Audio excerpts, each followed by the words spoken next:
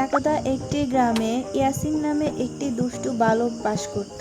সে ছিল খুবই দুরন্ত। সে মায়ের কথা একদমই শুনতো না এবং শুধু দুষ্টুমি করে বেড়াতো এবং পড়াশোনা একদমই করতে চাইতো না।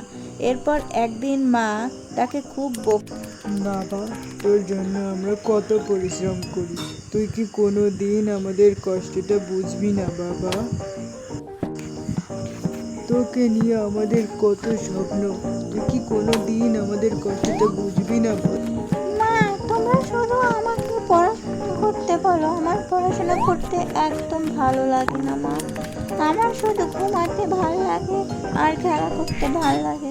দূর, তোমাদের এই বাড়িতে আমি আর থাকবো না, আমি চলে যাবো এখান থেকে। এ কথা বলেই রমেশ ঘর থেকে বের হয়ে চলে গেল। আমাকে এখানে কেউ ভালোবাসে না, আমি এখানে আর কখনো ফিরে আসবো না।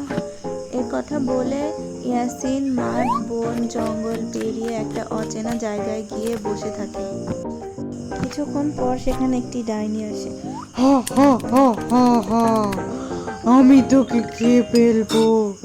যারা বাবা মায়ের কথা শোনে না, আমি তাদের খেয়ে ফেলি। এ কথা বলে রাক্ষস তাকে খেয়ে ফেললো এবং নাচতে শুরু করলো।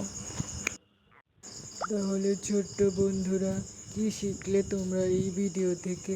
তোমরা কিন্তু অবশ্যই বাবা মায়ের কথা মেনে চলবে, কেমন? আজ আর নয়।